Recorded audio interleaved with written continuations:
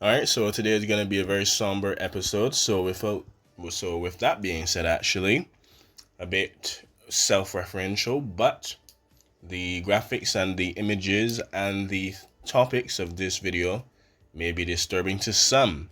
So viewer discretion is advised. There's going to be rape, killing, essay, torture, mass murder, and not really genocide, but very much a lot of slaughter. So from last week, we did see that brother was killing brother from 1977 to 1992.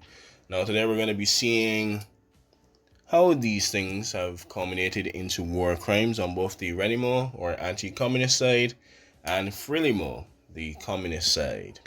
So without further ado, there's going to be white terror and red terror. So let's just jump straight into it. Let's go. All right, war crimes. The Mozambican Civil War saw war crimes committed by both sides on a massive scale and in an organized manner. No RENAMO or FRELIMO commanders have ever been prosecuted for war crimes due to unconditional general amnesty law for the period from 1976 to 1992, passed by the Mozambican parliament, then still composed entirely of FRELIMO members in 1992. Now, a guerrilla must destabilize, a guerrilla must plummet morale, but what happens when a guerrilla goes too far? What happens when RENAMO goes too far? RENAMO.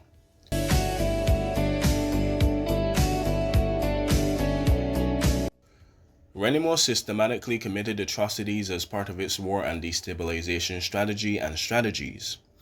These included massacres, rapes, and the mutilation of civilians during attacks on villages and towns. The use of child soldiers and the employment of the Gandira system, which involved forced labor and sexual violence, was compounded into the system. Women would often be abducted while working in the fields and then raped as a means to boost troop morale. The Gandira system also contributed to famine, as the rural population was made to produce food for RENAMO and therefore unable to produce food for themselves. Others were often made to transport supplies for RENAMO in long marches, but this was not to be the long marches of Mao Zedong. Or kinda, you know. Refusing to participate in the Gandira system or falling behind on the marches would result in severe beatings or even execution. Attempting to escape was also punished harshly. One particularly gruesome practice was the mutilation or killing of children who were left behind by the escaped parents. RENAMO's brutal tactics earned them a negative reputation among much of the country's population, who referred to them as armed bandits or bandidos armas, and supported punishments such as beatings or even executions against RENAMO. In one particular instance, public pressure led to the military to publicly execute 4 captured RENAMO rebels in 1983. RENAMO's atrocities gained worldwide attention in July 1987, following the Khomeini massacre of 424 civilians during a raid on the rural town of the same name, Khomeini, which was lightly defended by 90 FRELIMO soldiers. The victims included hospital patients as well, and even children. This incident prompted an investigation into RENAMO's tactics by the United States Department of State, which commissioned a report by consultant Robert Gersonnet. The Gersonnet report conclusions put an end to the ambitions of some conservative politicians for the US government to start supporting RENAMO as they did with other anti-communist insurgents like the Contras. The report concluded that RENAMO's attacks on Khomeini did not significantly differ from the tactics it normally employed on raids on settlements. The report described RENAMO's methods in the following way. The attack stage was sometimes reported to begin with what appeared to the inhabitants to be the indiscriminate firing of automatic weapons by the substantial forces of the attacking RENAMO combatants. Reportedly, the government soldiers aimed their defensive fire at the attackers, while the RENAMO forces shoot indiscriminately into the village. In some cases, refugees perceived that the attacking forces had divided into 3 detachments. One conducted the military attack, another entered houses and removed valuables, mainly clothing, radios, food, pots, and other possessions. A third moved through the looted houses with pieces of burning thatch, setting fire to the houses in the village. There were several reports that schools and health clinics were typical targets for destruction. The destruction of the village as a viable entity appears to be the main objective of such attacks. This type of attack caused several types of civilian casualties. As is normal in guerrilla warfare, some civilians are killed in crossfire between the two opposing forces, although this tends to be the view of the refugees to account for only a minority of the deaths.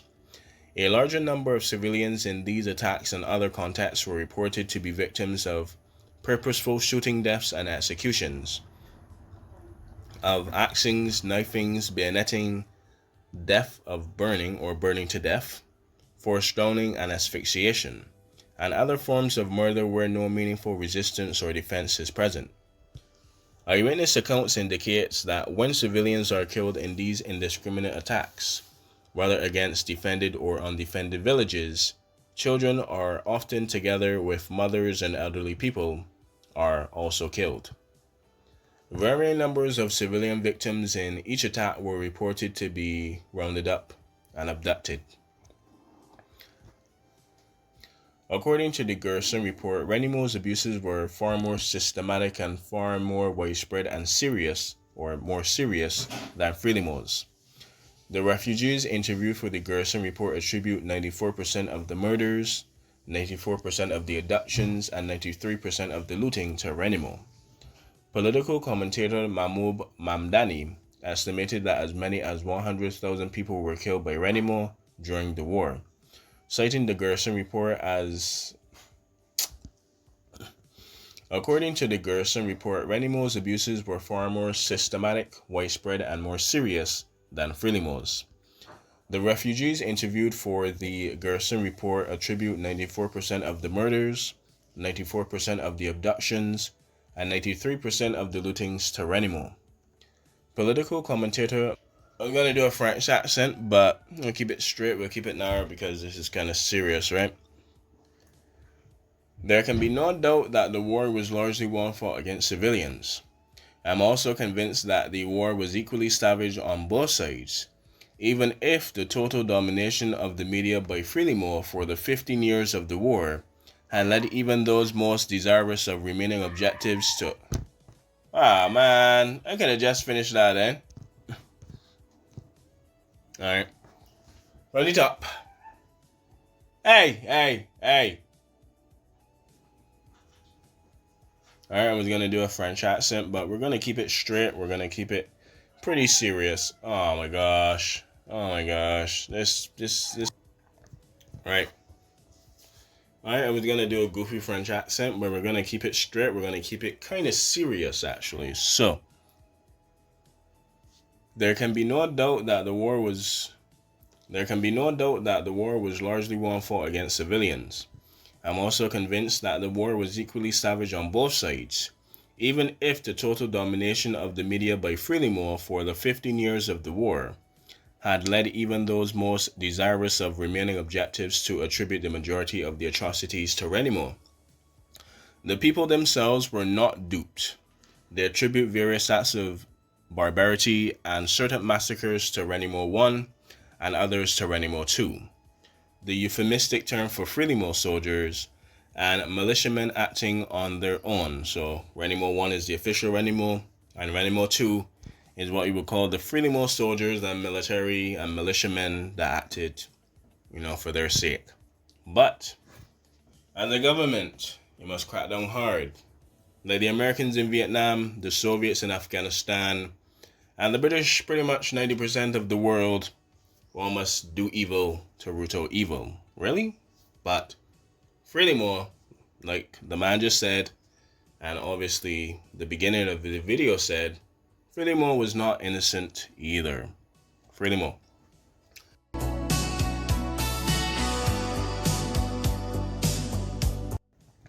FRELIMO soldiers also committed serious war crimes during the Civil War. FRELIMO forced people into the employment and conscription periods often extended beyond what the law allowed. Living in the communal villages became mandatory in certain provinces. However, in some areas, cultural norms required households to live some distance apart from each other. Therefore, many people preferred living in the countryside despite the risk of RENAMO attacks. Thus, people would often be forced into communal villages at gunpoint by FRELIMO soldiers or then Zimbabwean allies, as the local recalls. Alright, I gotta add some lightheartedness to it because it's getting a bit much, so we're gonna do a soft African accent for this one. Bear with me. I never wanted to leave my old residence and come to the communal villages. I never wanted to leave my old residence and come to the communal village. Even with the war, I wanted to stay where I had my land and granaries. Ever since a long time ago, we never lived with so many people together in the same place. Everyone must live in his own yard. The comanderas, or the Zimbabwean soldiers, came to my house and said that I shall leave my house and go to the communal village, where there were a lot of people. I tried to refuse, and then they set fire to my house, my granaries, and my fields, all gone. They threatened me with death, and they told me and my family to go forward. Inside the communal village, we lived like pigs. They were like a yard for pigs. We were so many people living close to each other. If someone slept with his wife, everyone could listen to what they were doing. Obviously, they were doing disha boing boing. When we went to the fields or to the cemeteries to bury the dead, the soldiers had to come behind and in front of us. When the women went to the river to wash themselves, the soldiers had to go too, and they usually saw women naked. Everything was a complete shame inside of that corral. Usually to eat, we had to depend on humanitarian aid, but we never knew when it would arrive. It was terrible. That is why so many people used to run away from the communal village to their old residence where RENAMO soldiers were, although it was also terrible there. Rape had also become a widespread practice for FRELIMO soldiers. However, it was far less frequent and lacked the sophisticated and systematic nature of the sexual violence perpetrated by RENAMO, although it was still there. Also, we have to touch on the Red Terror, because what's a good communist regime without mass killings, oligarchs dying, kings being, Nikolai Romanov, and stuff like that. So, we're touching on the Mozambican Red Terror. As part of a series of measures following independence, FRELIMO introduced re-education camps, in which petty criminals, political opponents, and alleged antisocial elements, such as prostitutes, were sent, oftentimes without trial due to a lack of judges, or just because, why not? In 1980, President Michel visited numerous camps and ordered the release of about 2,000 detainees and dissidents, and the closure of numerous camps, citing human rights abuses and violations. They were later described by foreign observers as infamous centers of torture and death. It is estimated that 30,000 inmates died in these camps.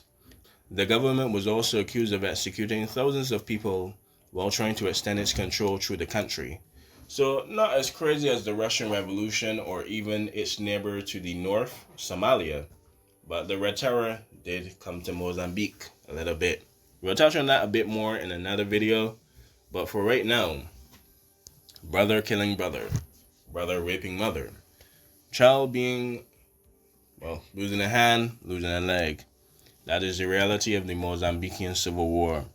It was a brutal war that was fought for 17 to 18 years. It was a devastating war, not only on the physical landscape and the physical people, but also mentally and psychologically, which is basically the same thing. But what do you think? In a civil war, must there always be a war crime? In a war, is there always a war crime? Because humans can do such devastating things to each other. As a wise woman once told me, man to man is so unjust. And you can see it here, from the Jandira system to the re-education camps in Mozambique. And you didn't even see a white man in South Africa, or even, well, then again, South Africa did support RENAMO. So what does that really tell you? But with that being said, It was a more somber, more darker episode than usual, but hope you enjoyed. I hope you learned something. And until next time, this really went over what it should have been. This should at least have been 10 minutes of recording, probably 15 flat, but we all make mistakes, and we all start from not where we last left off, but from the paragraph. I do that, or does everybody do that? But with that being said, I don't know if to say hope you enjoyed. At least you learned something. And until next time, we'll cover the end of the Civil War. Yippee! So, no more death, no more destruction. So, we started with politics, we'll end with paperwork, okay? No more depressing Civil War, war crime stuff. So, we started with politics, and we're going to end with paperwork and politics. So, be prepared for that one. Hope you enjoyed, hope you learned something. And until next time, yeah, RENAMO was doing the most, huh? FRELIMO was doing a little bit too, but RENAMO, those guys were doing the most. Anyway, yeah, I think this should pretty much be it. We'll do like a little video episode on like other little questions and things like where was Zaire and why did the US really not support it in the early stages before the Gersony report, stuff like that. So, yeah. Anyway, it's been long enough. Bye-bye.